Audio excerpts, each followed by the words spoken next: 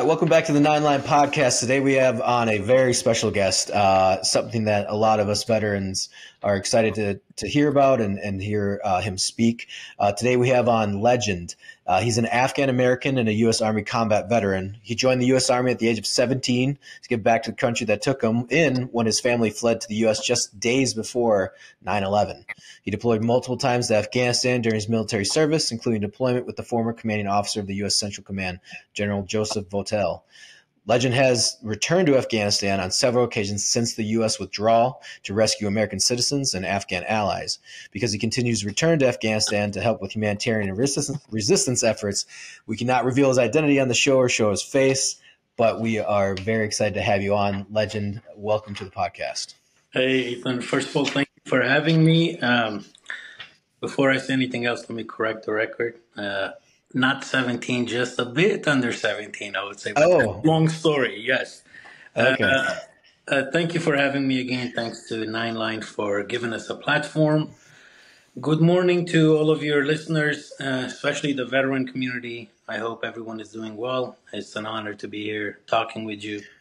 Also, another hello to everyone else listening, especially the ISIS and Taliban supporters who like sending messages to us and vets for NRF. You know, for you folks, I hope you change your ways before you're forced to accept the reality and change your ways. Also know that the messages that you guys are sending does not scare us. Just try harder next time.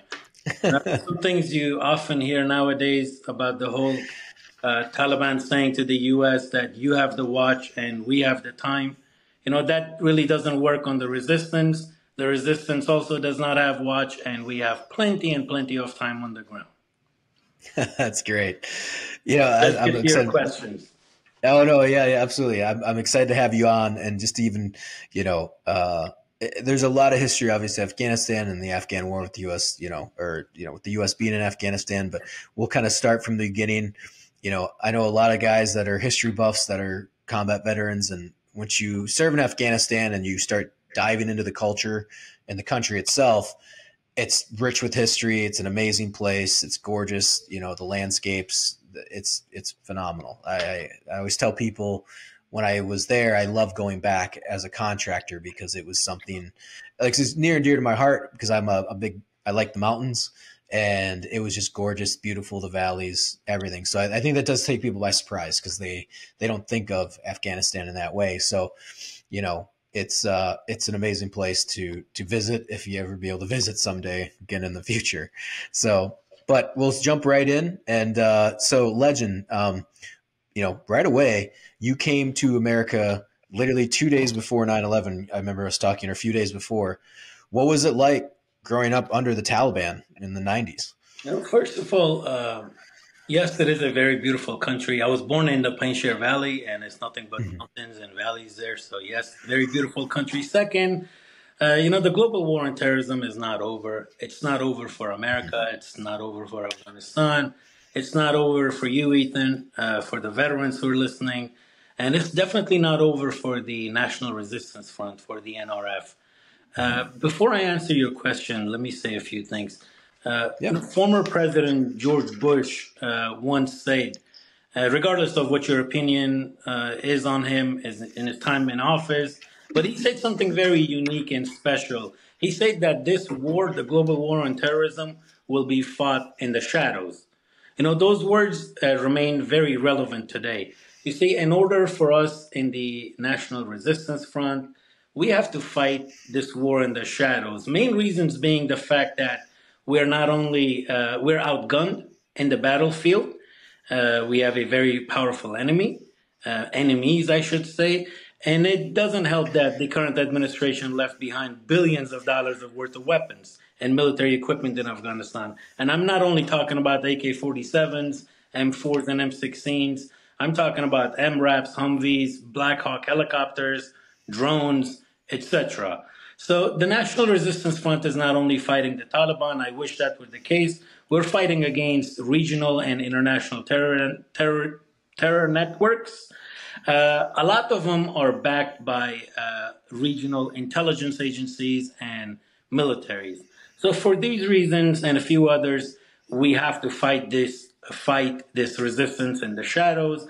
And in order for us to win here, we cannot talk very publicly about certain things or share our strategy, dates of upcoming operations, our plans, reveal titles and names.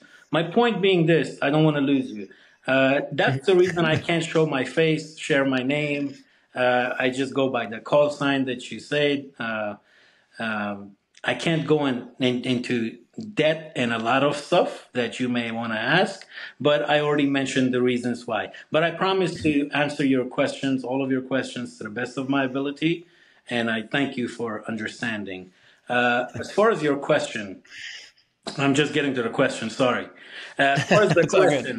question, sadly, I think life under the Taliban, I should say Taliban 1.0 in the late 1990s was slightly better than life under Taliban 2.0 today.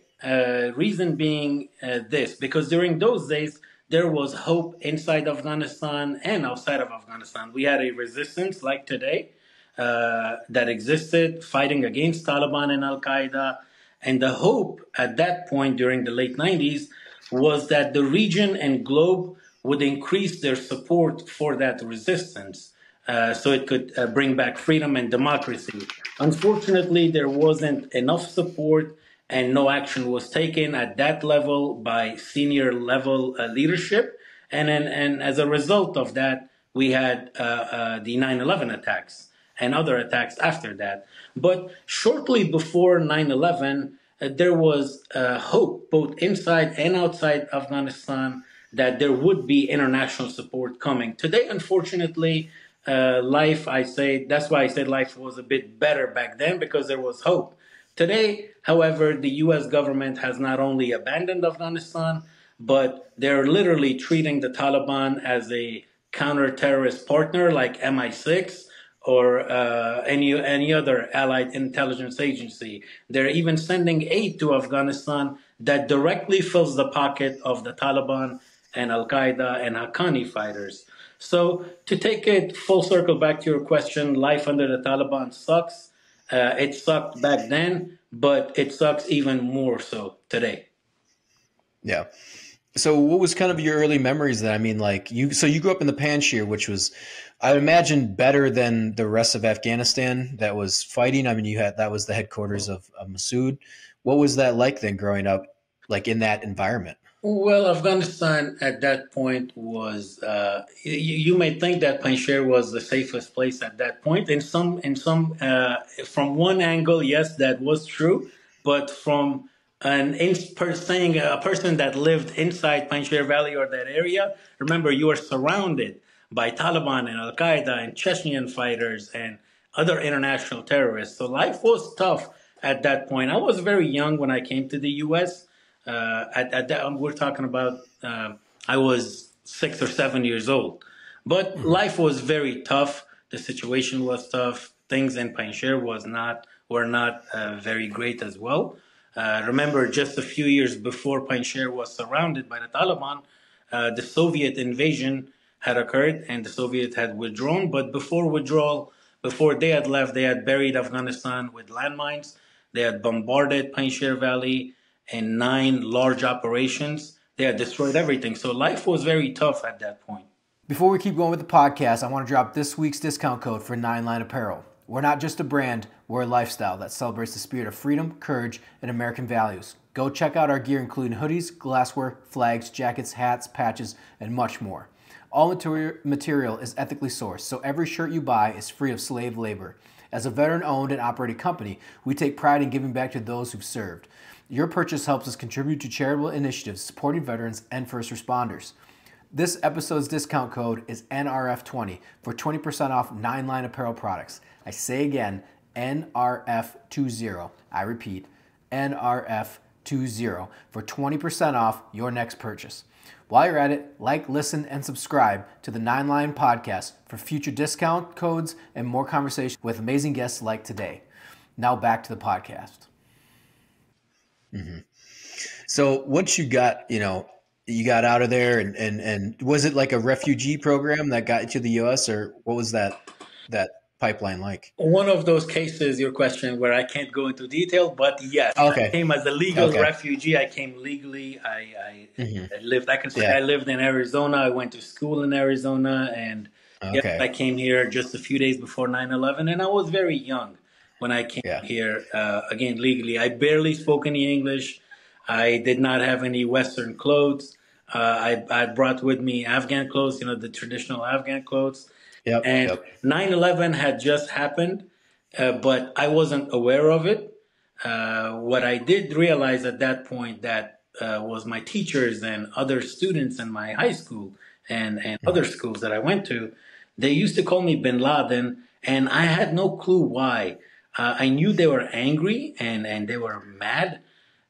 They were taking it out on me, but I had no clue as to why these guys were upset Yeah. with me and calling me Bin Laden. I could honestly say I did not even know what Bin Laden Al Qaeda was. I had heard the name once or Oh, twice okay. prior to that as a very young kid, but I didn't know anything about it. It may surprise you, Ethan, to learn that I learned about 9/11 in 2006. I Oh, didn't wow. even own a TV when I came here. Again, I was a very Oh, young okay. boy. I learned about 9/11 from a U.S. Army recruiter in 2006. Believe it or Hmm. not. Wow, that is a hell of a story. Yeah. Well, so what is when you first got to the U.S. Then what was your kind of culture shock moment? I mean, like everyone always says they get here and it's like, wow, there's so much stuff going on. Like, what was the kind of the few things that you noticed right away that were like, wow, this is a different place. This is. Well, like I said, I didn't really enjoy my time as a kid in the U.S. Yeah. Looking back now, comparing my life to everyone else that weren't as fortunate as I have been to have come to U.S. Hmm. Yes, I faced a lot of racism, and it was very tough. And again, I didn't even know why it was happening, except that it was Yeah. happening. So I was a bit biased. Almost hated everyone. My Hmm. fellow students, my teachers, everyone. I thought this was America. Again, until I learned what had happened. And even then, it just doesn't justify uh, something. You shouldn't treat a child like that because of an action or actions, horrible actions that Hmm. certain groups have taken. But at that Hmm. point, again, I was very young.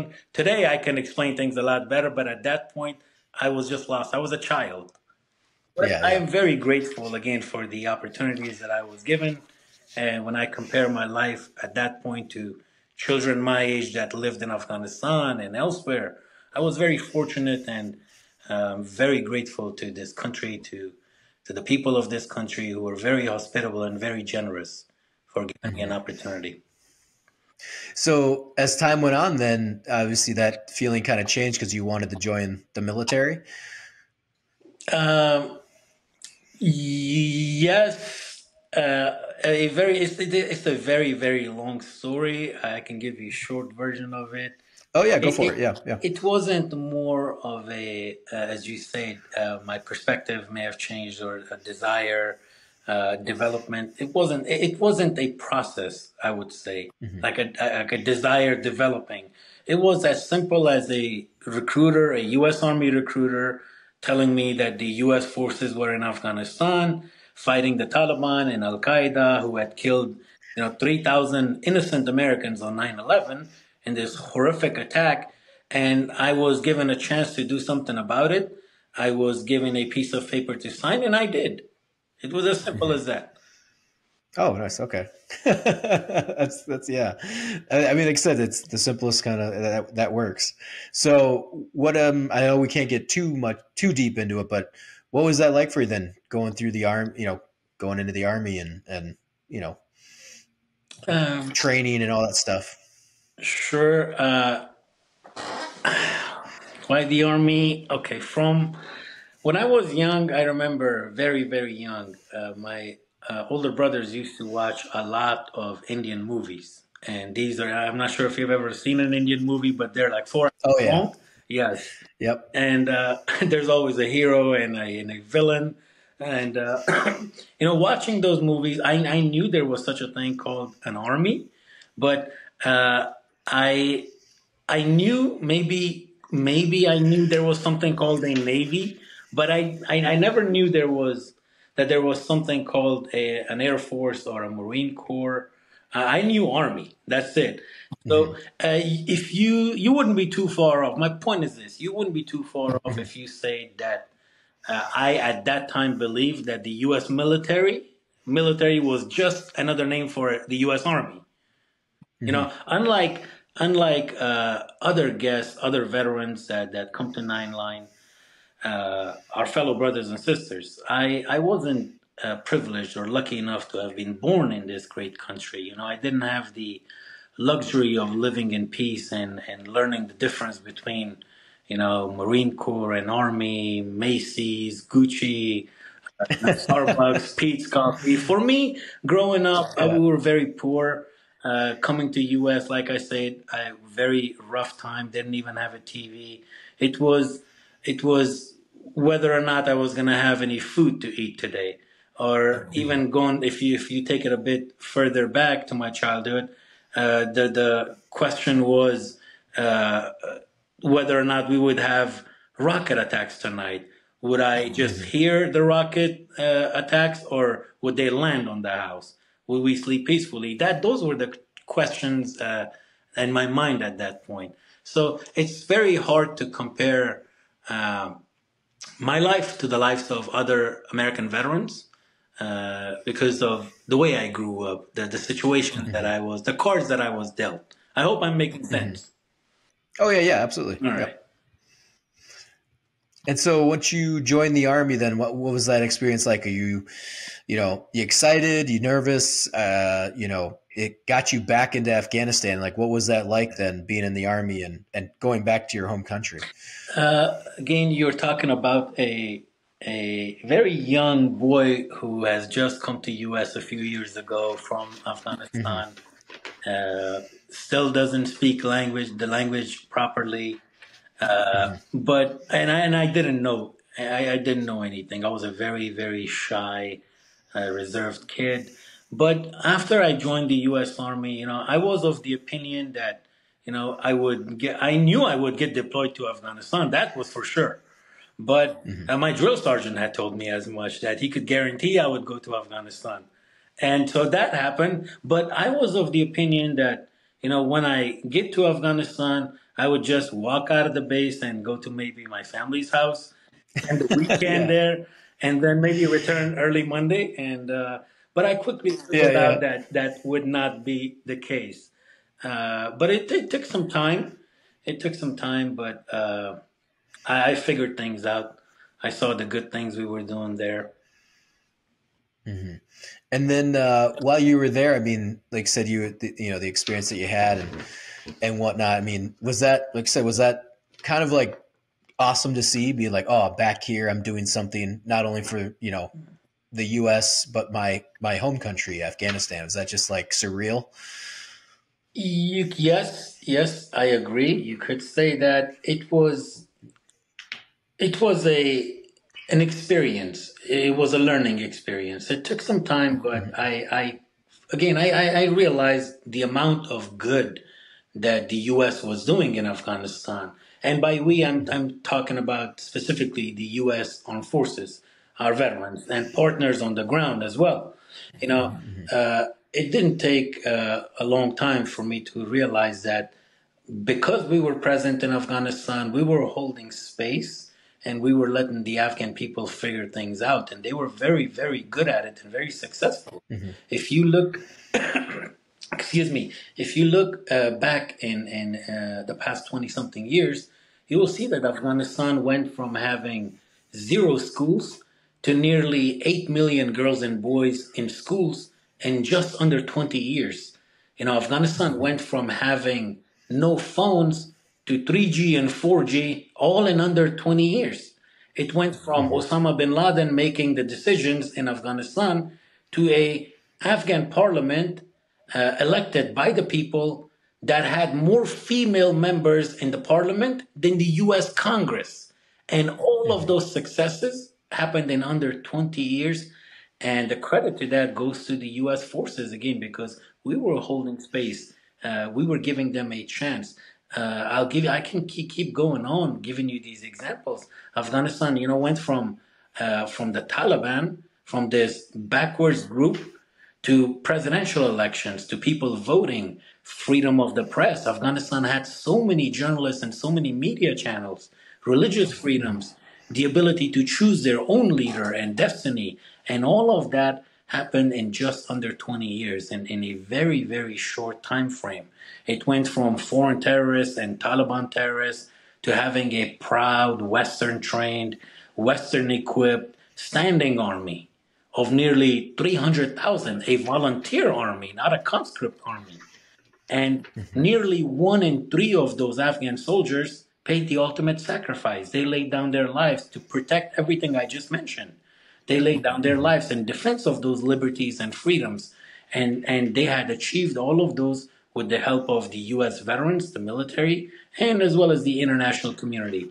Things were looking very good for Afghanistan until, these so-called Afghan experts at the State Department decided to pull the plug on Afghanistan. And then you, Ethan, and Nine Line, and all of the veterans listening, everyone knows what happened on August 2021. Yeah, no, absolutely. Obviously, it's hits close to home for everyone.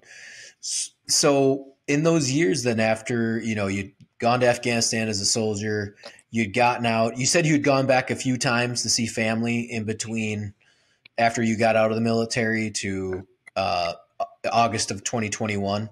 What was that like then? And that that's a significant amount of time. That's like 8 or 9 years. What was Afghanistan, like I said, that all these big accomplishments were happening. Did you just keep seeing that then every year over year, just things becoming better and better? Yes, I remained involved in Afghanistan. I'll give you a brief. Before I answer that question, I'll share a memory. I was stationed in Kansas for about a year and a half, where we had a pilot program, and we would train Afghan soldiers who would come to the U.S. for training. We would train them and send them back. After I had left active duty, I ended up in Kabul to see family and for some other stuff. And while I was at the airport, the soldier that we had trained, that I had been involved in his training in U.S., saw me, recognized me, and it was a very fun experience. But we spoke about all the good things that they were still doing, that they were able to do. But back to your question, to my involvement with Afghanistan didn't end after I got out of the active duty. I guess that's the question, right? My involvement didn't really stop. To many, to you, to other veterans, once they were back in Wyoming, Texas, Utah, once they were home, my point is, some of them wanted to just forget about Afghanistan. For me, yes, I was glad to be back in U.S., glad to be home, but I couldn't forget about Afghanistan, because for me, that's also home. But I remained involved with Afghanistan even after I got out of active duty, whether it was keeping up with the news, staying in touch with sources or friends and folks on the ground, or even like I said earlier, flying back into Afghanistan a few times. I did it all I did everything at a personal level to stay informed. Yes, I think informed is the right word. So even after I left, I stayed informed. I chose to stay up to date on everything Afghanistan. Well, that's good. And so, like I said, and now we can kind of start jumping into kind of life after the evacuation. I mean, once that happened, you were, we've talked about this before, but you were on ground after the U.S. had left. What was that drastic change like for you? You've gone back all these years, and now the U.S. is gone. Tell us, what was that like? We're talking about post-withdrawal, right? Yeah, post-withdrawal. Well, shortly, sure. So in August 2021, I still had family in Afghanistan who needed help. They were in dire need of help. I mean, they're family of a U.S. service member. And so they needed help. I reached out to everyone, whoever whatever organization that was announcing that they were evacuating people, government, NGO, everyone. I was reaching out to everyone in hopes of that they would evacuate and save my family. And I would tell them I'm a veteran and I come from the intelligence community, and that my identity at one point had been compromised, and that my family were in severe, great danger. And I waited and I waited until August 31, I believe it is, when the last the U.S. soldier was pulled out of Afghanistan. But at that point, I realized that I wasn't going to get any help. Neither the State Department wouldn't help. The veteran organizations were unable to help. Bottom line is this: U.S. soldiers were pulled out. My family was still in danger, and they were still there. So I did what any other Joe would do. I rolled up my sleeves and went into Afghanistan myself. And once I was there, though, people in U.S., the ones that I had reached out to get help for my own family, they realized that I was the last American veteran in Afghanistan now, and so they started calling me. Some of them would offer me evacuation. Give me your name. Let us put you on the manifest to evacuate you. And others would send me their own cases to help their own families, Afghan families that had been left behind. U.S. citizens, unfortunately, were left behind. Green card holders, many people were left behind. And it didn't take too long to realize how screwed up the whole situation was and how screwed everyone involved were. I was shaking my head. I remember when I got a call from a certain United States senator looking for help for one of his or her own constituents. I don't want to say which senator, but I realized that things were not very good. Things were not looking good. If this U.S. sitting senator is calling me, we're definitely screwed. I mean, he's not calling JSOC.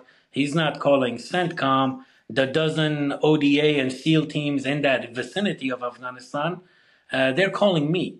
And so I realized that I'm pretty much screwed and this whole thing is a mess and someone needed to step in and fix things. And so, what was that like then, being on the ground? I mean, you're somewhat compromised, like dodging checkpoints. What was life like? I mean, like, how did you operate in those first few months? Again, one of those questions where I do not want to get too deep. Okay. In it, but because I'm still, it's not done for me. I still go back. But I can say this: we were able to help some folks, a lot of folks. Many Americans came back home, and most of it was just moving people from A to B. B, there was a plane, they would get on that plane and get out. B would be taking them across the border overland, and they will get out that way. I believe you and Nine Line and were also involved with the evacuations out of Mazar, if I'm not mistaken, right? Or so.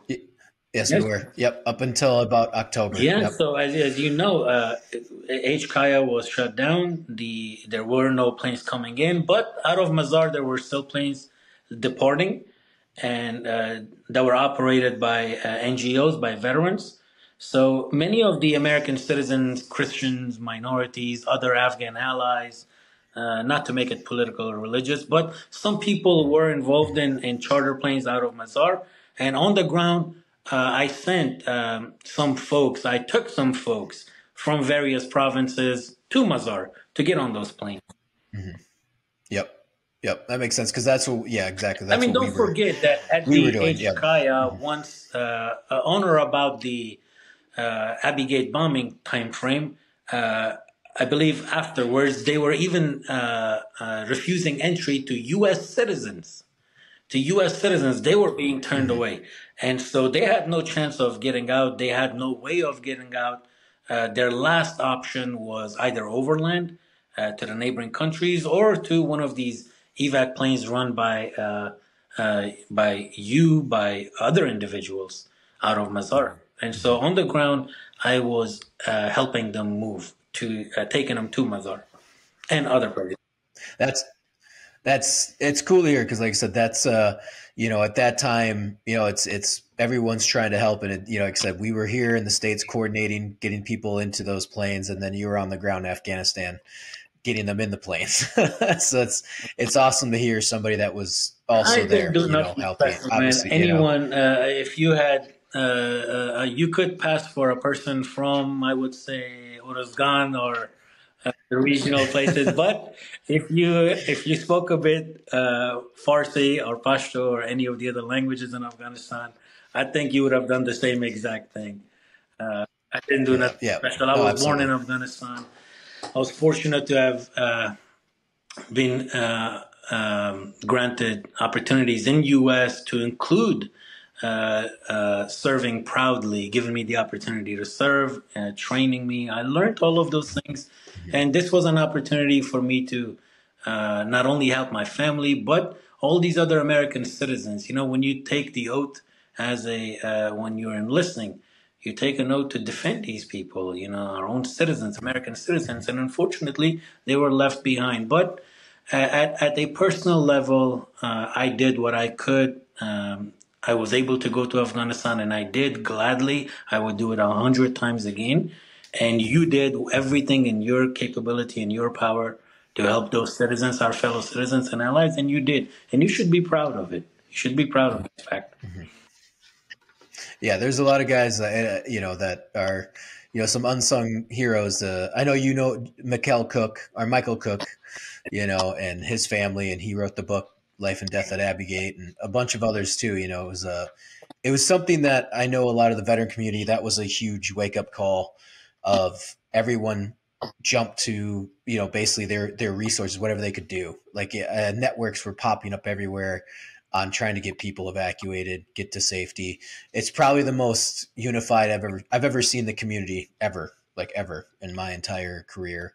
I mean, it was stressful. It was obviously heartbreaking, but just being able to do something or help in any way, like I said, at least, we did everything that we could, and it's awesome. Like I said, hearing you go back in and like, hey, I went right back in and to try it, and obviously I think a lot of us would have loved to do that, but we don't speak, Dari or Pashto, or Farsi, so I don't know how well we would have done, but, it's just, it was just one of those times in history where it's like, we got to do something, especially in the veteran community.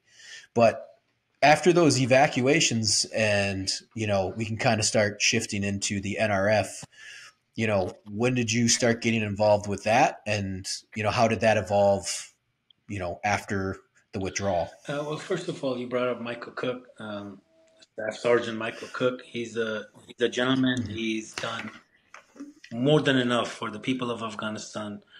A true and humble gentleman. I've met him. We spent a few days together on a different continent, I should say. I'm very much familiar with him. If he's listening, I thank him once again publicly for all of his support. Many other individuals, Scott Mann, Benno, and all of these gentlemen stepped up and did everything they could. As far as the NRF and you evacuation, and you went from evacuation to NRF. I'm not against evacuation, but if you zoom out, Ethan, and you look at evacuation versus resistance and everything that's happening right now. Earlier when I was talking, I promised that I would be truthful and I would do my best to answer everything.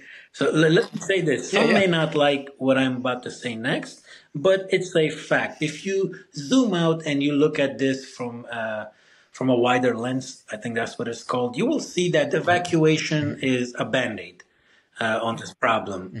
But resistance is a permanent, long-lasting solution. And so when I was in Afghanistan, I realized exactly what I just said, that evacuation was just putting a Band-Aid. And we're evacuating. I mean, who are you evacuating? How many people are you going to evacuate? What is your definition of an ally?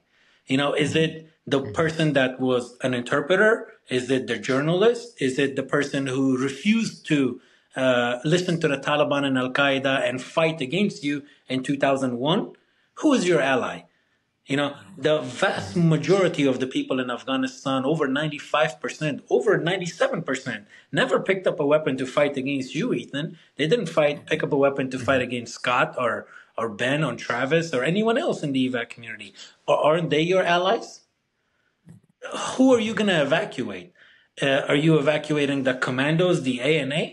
Well, you spent 20 years to train those forces to do exactly what they're doing, resist against the Taliban. So now you're evacuating them and bringing them here. Was that the mission? Were they fighting for an opportunity to get a visa? Or were they fighting for to defend the Constitution of Afghanistan, to defend values, to fight against terrorism? Who is your ally? Who are you going to evacuate? How many millions are you going to evacuate? The U.S. Congress, a very long time ago, they said if you're an interpreter, you qualify for this thing called SIV, Special Immigrant Visa, and we're going to bring you to America. Great. If you want to evacuate the interpreters, absolutely, by all means, go ahead and evacuate all the interpreters. The resistance already speaks the language of the Taliban. We don't need interpreters. Please go ahead and rescue every single last one of those interpreters that you promised. But now when you start going after tactical teams and say, we're going to evacuate you, when you go after the commandos that you trained to fight against the Taliban and Al-Qaeda, and now you're talking about evacuating them and bringing them here to U.S. Okay, let's say you succeed and you bring all of those guys here. What are they going to do here? They aren't going to. I know as a veteran, as an African American, you know deep in your heart, Ethan, that they're not going to be U.S. Special Forces. By the time they even learn the English language, it's going to take them years and years. The cutoff ages to join the army is what, 33? I mean, what are they going to do once they come here? Drive Uber, be gas station clerks? If you zoom out and look at the bigger picture, you will see that the best thing you could do as a veteran is, yes, you've done enough. You have done more than enough. You have saved plenty of lives. Civilians, interpreters, journalists, advocates, judges, and all these other groups. You evacuated them. But is that a long-lasting, is that a permanent, a good solution versus jumping behind the resistance and continuing to advise these gentlemen, these brave fighters to continue the resistance, or dangling a U.S. visa in front of them? Mm-hmm. So is that with the fighters there? I know, like I said, a lot of got evacuated, the SF soldiers and whatnot, and the ANA soldiers. Did a lot of them then start jumping into the NRF then right away, or how did that kind of, like I said, the formation of that? I heard right away, sometime right during the evacuation, some of the commanders, formed up with the NRF, or at the time I think they called them the Northern Alliance.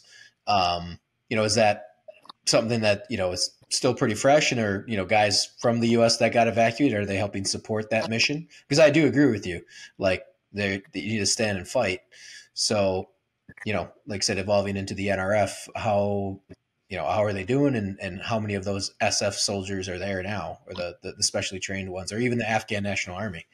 All right, so a few things you mentioned, and I'm trying to take notes so I don't forget. I want to respond to everything. Oh, yeah, no worries. So one thing I would say, it wasn't a conscript army, it was a volunteer Afghan army, and if somebody in that army wants to get evacuated, by all means. At the same time, it's also a volunteer resistance. No one is going to force. Commander Massoud is not going to try to stop an Afghan soldier from wanting to move his family. That's just not going to happen. If you want to leave, it's by all means, it's your right to do so. But at the same time, resistance is also. I was earlier talking about from our perspective, from where we stand, and from our position inside the U.S. I was suggesting, if you zoom out and look at the bigger picture, and then decide, you may come to a different conclusion. You may agree that evacuation is not the solution. The solution lies with the resistance. Now, I'll go back to your question. First of all, you hear things like the Afghan military fell apart, it's over, it's completely done. I don't agree with it. Because when I return to Afghanistan, when I see the Afghan commandos and KKA, that's the Qatay Khas, the commandos, and the intelligence agents, former NDS, National Director of Security, when I see these guys, I don't see a sign of them falling apart or quitting. In fact, it's the opposite. They are in the resistance, and they're very united, more united than ever before, and they're taking on more challenges, more missions. They're strategizing more than ever before. I highly encourage your viewers and fellow veterans of the Afghan war to dig deeper into the situation and investigate the situation for themselves. Don't be too quick to believe what you hear coming out of DC and Foggy Bottom and State Department and some mainstream media channels as well. Don't believe the demoralizing but intentional phrases and terms such as Afghanistan has collapsed, it's over, we gave them everything we could, M4s, equipments, and gears, but one thing we could not give them was the will to fight. Don't believe any of this BS. You have no issue. You have no issues saying BS when they tell you that the southern border is secure. You have no issues saying BS when they tell you that the Chinese aren't spying on US. You have no issues saying BS very, very loudly when they accuse their political rivals of all things that are on headlines today. The laptop from hell, Russia-Trump collusion, the dossier, the sex tape, the Ukraine-China business dealings, and all of these stuffs. So you have no issue saying BS on all of those things, but for some reason, so then let me ask it like this. So why then do you nod your head in agreement and say yes when they falsely lay all the failures on the Afghan forces' doorsteps? Why then? Why do they? Afghans, President Biden, during the evacuations in August 2021, he said in one of those last famous speeches on Afghanistan, he said, we gave the Afghans everything we could. One thing we couldn't give them was the will to fight. I wish I was there. I wasn't there. I was in Afghanistan at that point. But if I was there in front of him, I would tell him that not only that he's lying, but he has no clue what he's talking about. Giving the Afghans will to fight. They were fighting Taliban and Al-Qaeda long before Mr. Biden even knew what Taliban and Al-Qaeda were. And they were, in fact, warning the American intelligence community that Al-Qaeda and the Taliban would carry out attacks against America if you don't get behind the forces in Afghanistan, the freedom-loving people of Afghanistan. But again, going back to my point that I was trying to make, you cannot nod your head in agreement and say yes when the same administration that lies to you on everything else comes and tells you, oh, the failure lies in the Afghan doorsteps or with the Afghan forces.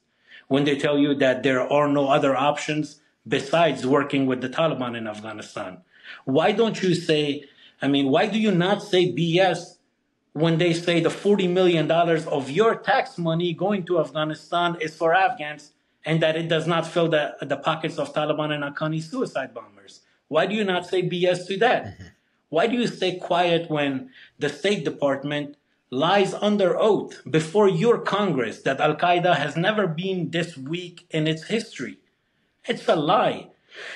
When you study history, just recent history, you will see that on the eve of 9/11, bin Laden only had about a mere 400 pledged fighters.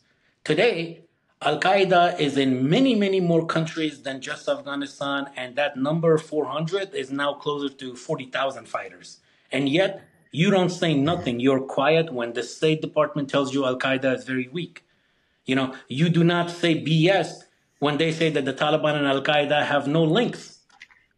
When we have proven over and over again that Al-Qaeda has opened 8 new terrorist training camps inside Afghanistan and that bin Laden's sons are protected, hosted, and supported by the Taliban in Kandahar and Helmand. Why do you refuse to step in and correct the record when just last month the State Department officials went before HFAC? HFAC is the House Foreign Affairs Committee in Congress, when State Department went there and advocated for the removal of the Taliban from AUMF, the authorization for use of military force. Why do you refuse to step in and correct the record and tell them, no, the Taliban are terrorists and they must remain in the AUMF? Look, Ethan, all I'm saying is this. My point is this. When lives are at stake, when there are new 9/11 style attacks being planned, and when a whole country has been turned into a paradise for terrorists, you cannot have selective honesty. You cannot pick and choose which truth to reveal and which ones to hide. And the truth is that what happened in Afghanistan in August 2021 is not only a failure on the Afghan political part, but it's also a failure on the part of the international community and the West. And you don't have to look further than the Doha deal, the secret annexes of the Doha deal between the Taliban and Zalmay Khalilzad. In fact, look at the signer of the Doha deal, Zalmay Khalilzad. Look at the history of him, his history. And you will see that, I don't want to go too much off topic here, but Zalmay Khalilzad, the signer of Doha deal, he has been lobbying for the Taliban since the late 1990s.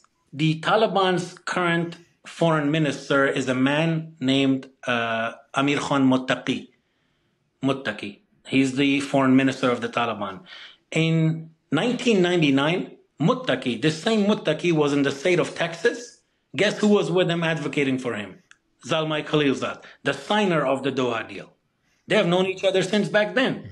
So you don't have to look no further than that Doha deal to understand and realize that it's not only a failure on certain factions inside Afghanistan, that it's not only an Afghan failure, but it's a international community's failure. It's also an American failure.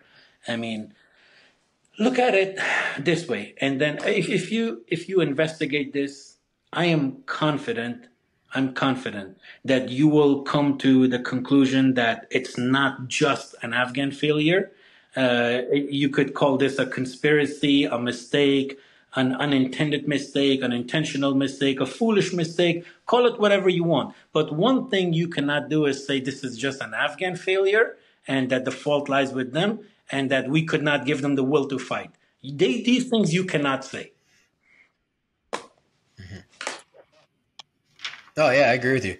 So now that the NRF, they're fighting, what's their like I said, we've talked before, so I don't want to give details away or anything like that. How are things going? And yeah, I know we talked a little bit the other day about like I said, some of the stuff that's going on. How are they doing? What can you say to like I said, give hope to people that want to back the NRF or say, hey, the fight's not over? How are they doing? What's going on? Can you kind of give an overall more like situation? Challenges? Yeah, challenges. Okay.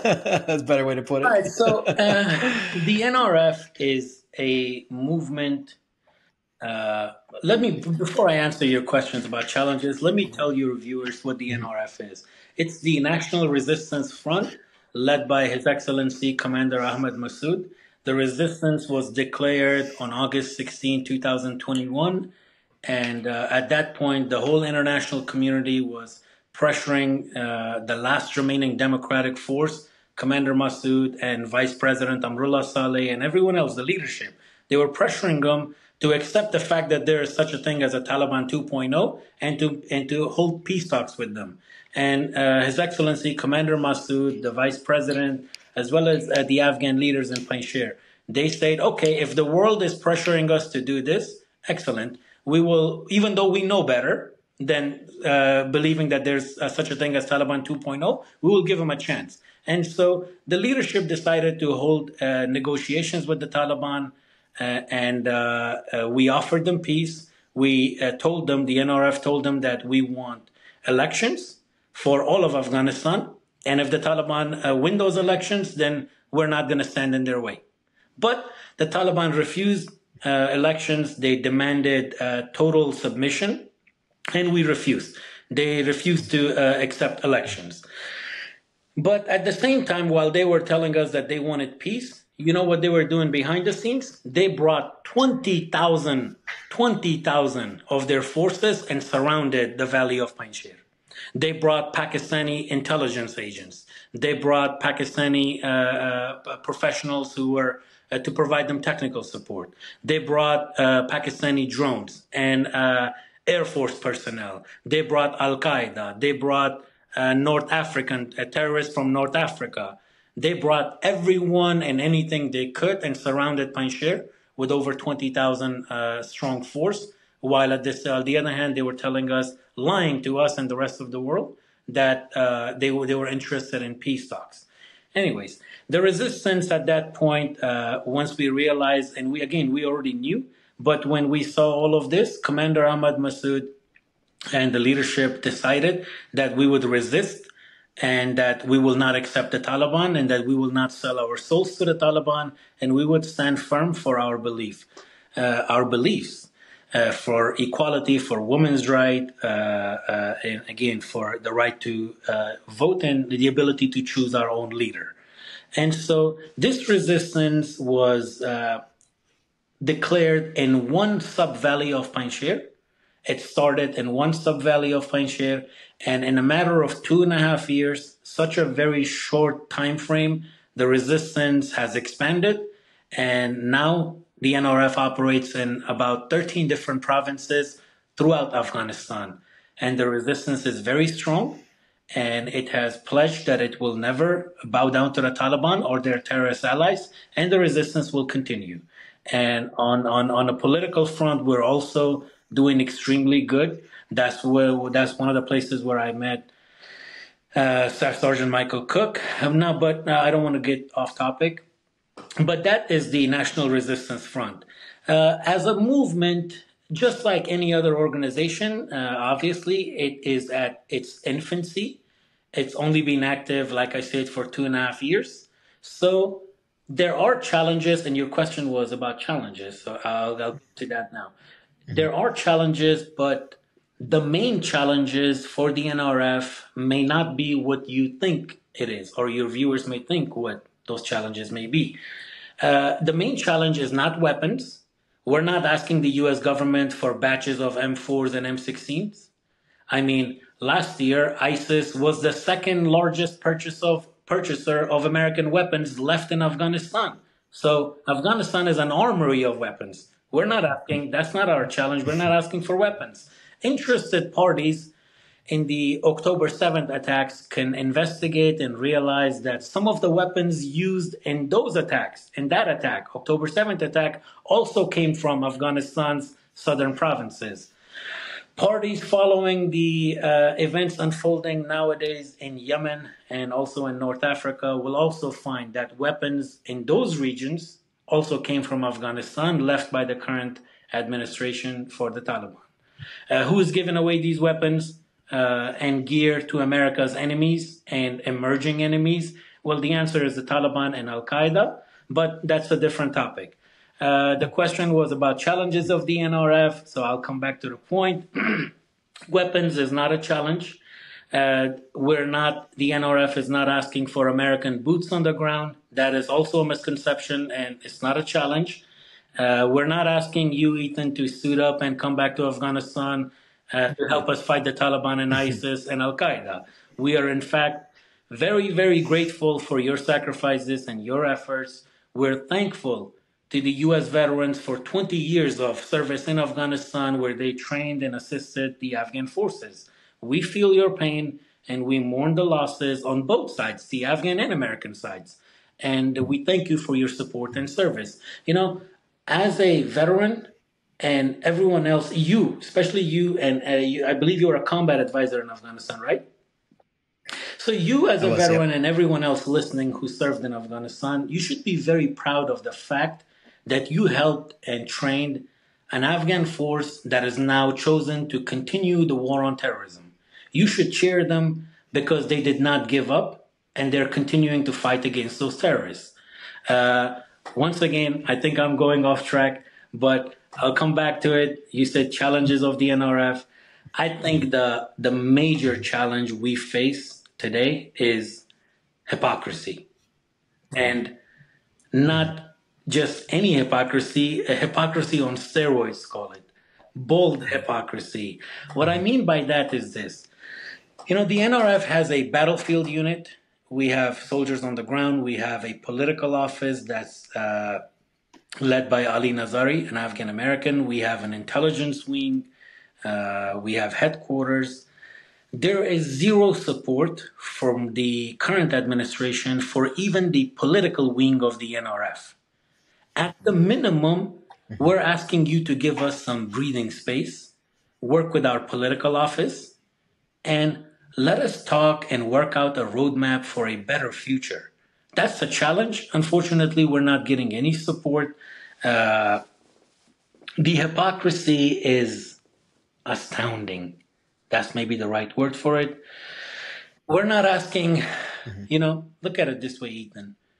We're not asking the American people or the American government to support us in establishing a communist regime, a fascist regime, or a terror, an emirate like the Taliban. We're not asking for those. Instead, we're asking for help in holding elections.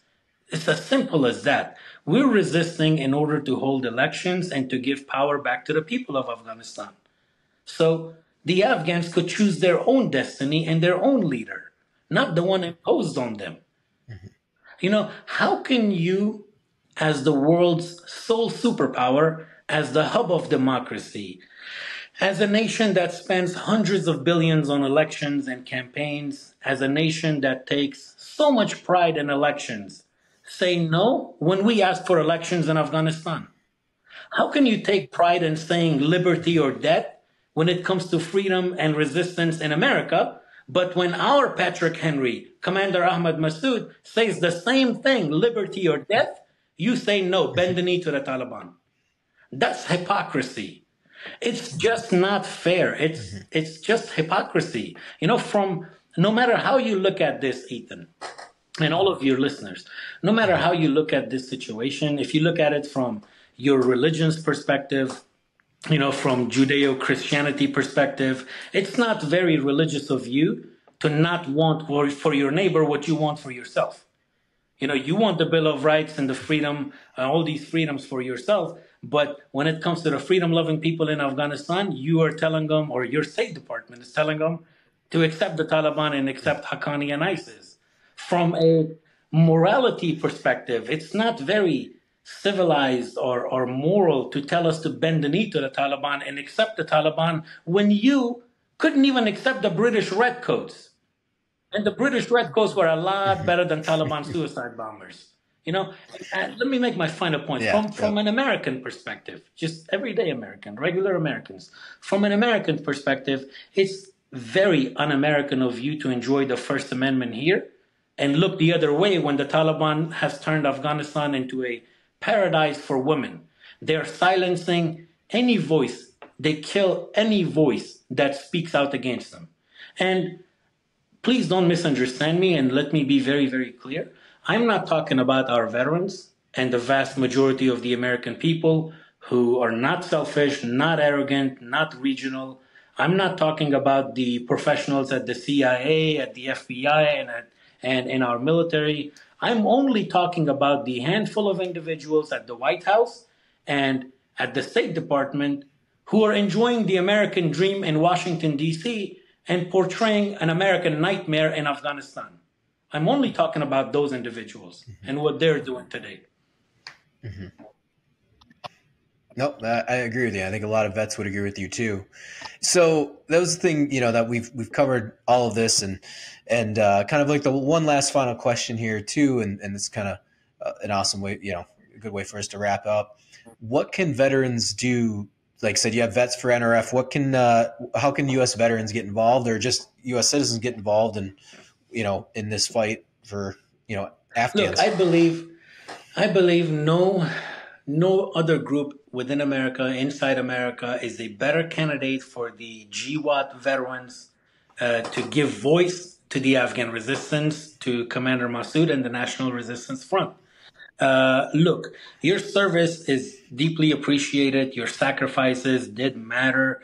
You are as Lieutenant Colonel Scottman says, you are the moral compass of this nation. and you're needed right now, especially right now during this time of chaos. Remember that your friends and allies in Afghanistan are continuing the mission in the NRF. They have not given up, and they will never give up, and they will never bow down to the Taliban. There's plenty of ways you can help us. We're not asking you again to suit up and come back to Afghanistan, but we can tell you how you can help us. Consider it a new deployment, but this one is a deployment from your home office. Give us your voice. Give us your platform. Lift our voice.